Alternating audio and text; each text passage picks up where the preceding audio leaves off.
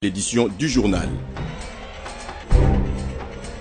La RDC réfute toute signature d'accord sur la cessation des statuts des réfugiés rwandais vivant sur son territoire. Kinshasa craint que Kigali ne puisse affirmer un jour l'absence des réfugiés sur son sol. Et puis dans ce journal, nous allons nous rendre en Côte d'Ivoire où séjourne le président de l'Assemblée nationale Aubin Minakou. C'est une visite d'amitié sur invitation de son homologue ivoirien Guillaume Soro pour prendre part à une séance plénière de l'Assemblée nationale des Côte d'Ivoire. Et quel est le nombre exact de la population congolaise? C'est à cette question que le gouvernement congolais, les partenaires bilatéraux et multilatéraux ont essayé de répondre après concertation. Les détails dans ce journal. Après avoir répondu à l'invitation de l'honorable président de l'Assemblée nationale de la RDC à l'ouverture de la session du mois de mars 2013, Guillaume Soro, président de l'Assemblée nationale de la République de Côte d'Ivoire, a invité son homologue Aubin Minakou à prendre part à la séance officielle de l'ouverture de la session parlementaire prévue pour ce mercredi 24 avril 2013 à Abidjan. C'est avec beaucoup de joie et de plaisir que je vais participer à l'ouverture de la session ordinaire de la Côte d'Ivoire. Plusieurs présidents des assemblées nationales séjournent dans la capitale ivoirienne sur invitation de Guillaume Soro. À savoir, les présidents des assemblées nationales du Gabon, du Niger, du Burkina Faso, de la Gambie, du Togo et autres. Le président de la Chambre basse du Parlement congolais, Aubin Minakou, devra prendre parole ce mercredi devant les députés ivoiriens pour prononcer un discours qui devra porter sur les relations bilatérales entre les deux parlements. Arrivé ce mardi à la tête d'une forte délégation des députés de la majorité ainsi que de l'opposition, Aubin Minakou devra regagner Kinshasa le vendredi prochain. Pour le gouverneur Julien Paluku qui représentait la RDC à ses assises, qui ont réuni plusieurs pays de l'Afrique à Pretoria, son pays n'est pas opposé à la signature de cette clause de cessation du statut des réfugiés, comme certains le disent, mais pose plutôt des préalables. Il faut d'abord réorganiser tous les réfugiés rwandais présents sur le territoire congolais. La gestion des réfugiés rwandais en RDC ne se fait pas de la même manière que ça se fait dans d'autres pays. Comme il n'y a pas de camp des réfugiés rwandais en RDC, si on signe cette clause, on ne saura pas à qui elle est destinée et le Rwanda peut à tout moment cesser de considérer ces personnes qui se trouveraient encore sur le territoire congolais comme ses ressortissants. Si cette première étape est accomplie, il faudra ensuite obtenir de ces réfugiés leur intention de rentrer au Rwanda. Si on accède à cette clause de cessation avec le Rwanda, à un moment donné, il peut dire qu'il n'y a plus de réfugiés rwandais dans notre pays et que donc tous ceux qui s'y retrouvent risquent d'être globalement pris d'office comme des Congolais, alors que la nationalité congolaise ne peut pas s'acquérir de manière collective. Le gouvernement congolais exige aussi l'évaluation de l'accord tripartite RDC-Rwanda-HCR signé en 2010 sur le retour des réfugiés. Le Rwanda, pour sa part, estime que les conditions qui avaient conduit ses concitoyens à s'exiler n'existent plus. Et donc, face aux réticences de la RDC, la signature de la clause de cessation du statut des réfugiés rwandais a été reportée à plus tard. Et puis à Kinshasa, précisément à la primature, le Premier ministre Augustin Matata Ponyo a échangé ce mardi avec le président du comité international de la Croix-Rouge, avec le chef du gouvernement congolais, Peter Morer, a soulevé quelques problèmes que rencontre cet organisme en RDC. Dans le cadre des soutiens des actions humanitaires, ils se sont convenus de renforcer la coopération du programme de la Croix-Rouge en RDC. Suivez ici les détails de cette rencontre avec Peter Morer. Il est au micro de Martin Barouani. Nous avons en particulièrement parlé de la situation de détention, de l'importance d'avoir un soutien plus poussé dans le budget de l'État congolais pour les réformes pénitentiaires. Nous avons discuté aussi de la coopération, comme je l'ai mentionné, du CICR avec la Croix-Rouge congolaise et de l'importance d'utiliser cette force et ce potentiel de volontaires et de travailleurs humanitaires locaux ici pour élargir l'action humanitaire dans le pays. Mais on a aussi parlé un peu de la situation en général, n'est-ce pas? Et c'était l'occasion pour le Premier ministre de m'informer de ses efforts de réforme et de gouvernance qu'il entreprend. C'était aussi l'occasion pour moi-même d'assurer le Premier ministre du soutien continu et j'espère renforcer dans l'avenir du programme du CICR ici en RDC.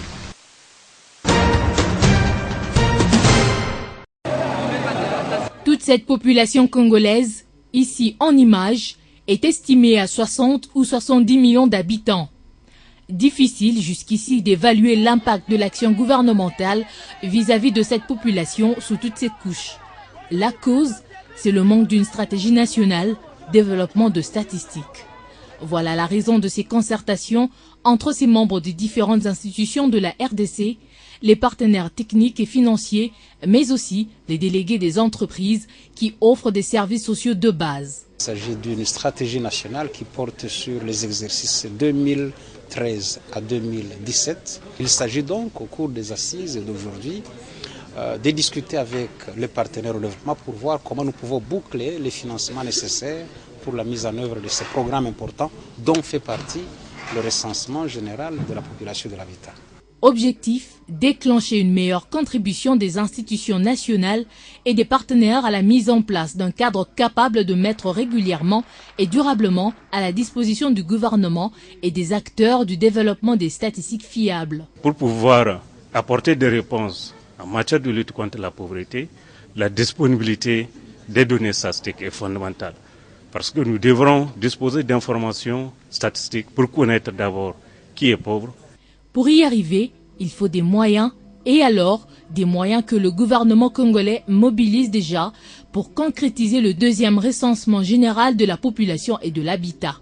Déjà pour l'exercice 2012, un budget de l'ordre de 5 millions avait déjà été mis à disposition.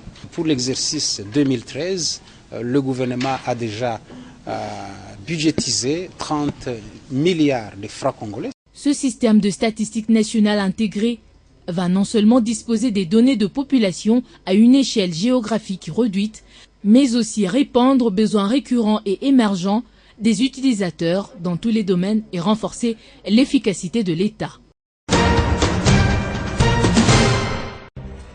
Et dans les restes de l'actualité au Nord Kivu, le taux de paludisme vient de baisser de 40% en une année.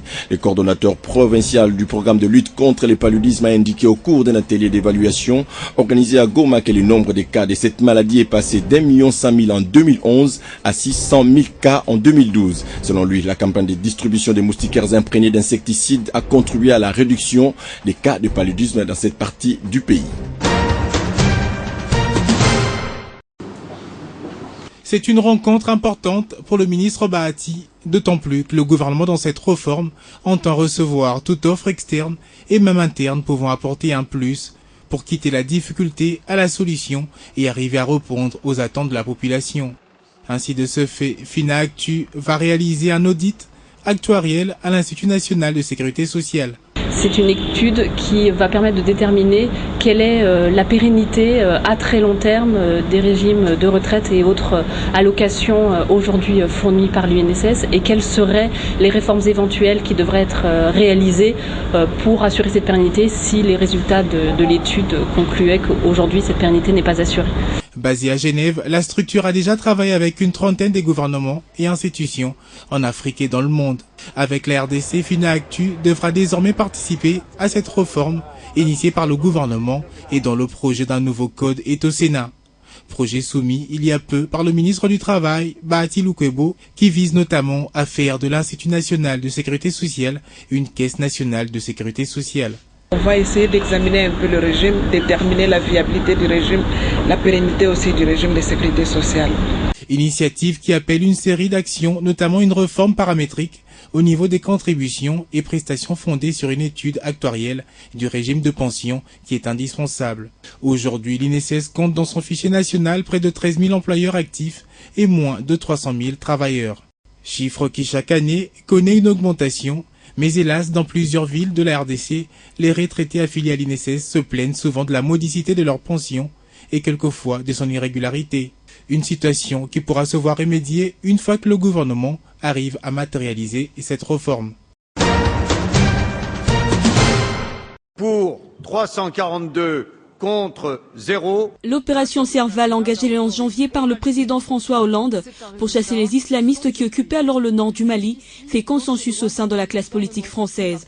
Cette opération se prolonge certes, mais les soldats français se retirent déjà. Lundi, l'état-major des armées a confirmé le retrait de plus de 500 soldats français depuis le 9 avril. Le nombre de soldats doit passer ainsi d'un peu moins de 4000 soldats français aujourd'hui à 2000 et 1 millier à la fin de l'année.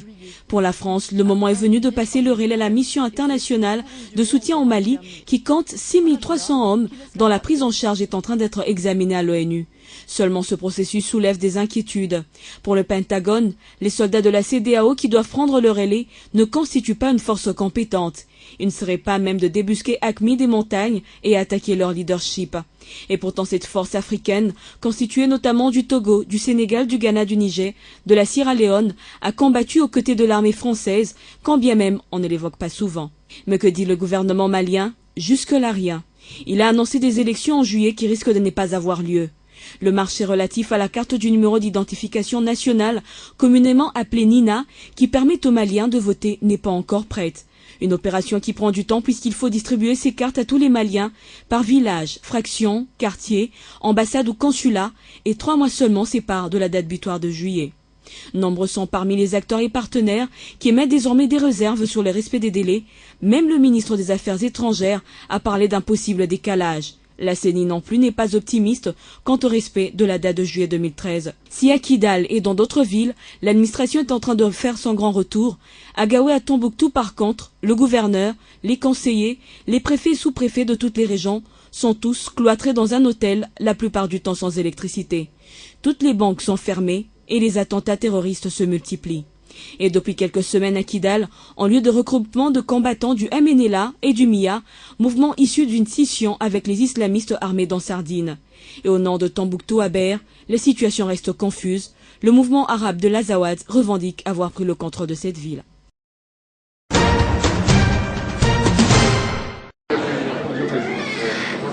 C'est dans le but d'assurer et de confirmer au président ad interim de la zone la ferme volonté de son pays, le Congo-Brazzaville, à accueillir cette 4e édition du championnat d'Afrique de taekwondo, zone 4, que Roch Popossi a fait les déplacements de Kinshasa. Donc, il était question qu'on puisse faire l'état des lieux avec le président Roch Popossi, qui accueille cet événement important, qu'on fasse l'état des lieux. Que ça puisse me permettre de m'imprégner de l'avancement des activités, des travaux à ce niveau-là. Non seulement pour harmoniser, mais il était aussi question de rassurer le président de la zone que les choses, nous connaissons des avancées et qui permettent de confirmer que cette activité aura bel lieu en Brazzaville. Cette fois, les choses se précisent. La date retenue, c'est du 2 au 5 mai prochain. En dehors du pays hôte, le Congo-Brazzaville, 4 autres nations ont déjà confirmé leur participation à ces rendez-vous. La RDC, le Tchad, le Gabon et la République centrafricaine, plus un invité, l'Angola. Accueillir cette compétition pour le Congo-Brazzaville est d'un grand intérêt, et ce, en perspective des Jeux africains de 2015 prévus dans ces pays, nous a confirmé Roch Popossi. Nous avons les Jeux africains de 2015. Alors, il est question que la zone 4 soit la zone qui recevra les Jeux de 2015, avec le Congo-Brazzaville, puisse déjà être en chantier. Nous pensons que Brazzaville va être le lieu également de l'éclosion d'une nouvelle génération parce que nous avons les jeunes en catégorie junior qui viennent pour la première fois participer à une compétition de cette envergure. Le rendez-vous est donc pris début mai à Brazzaville pour cette compétition qui réunira le meilleur athlète taekwondo des pays africains de la zone 4.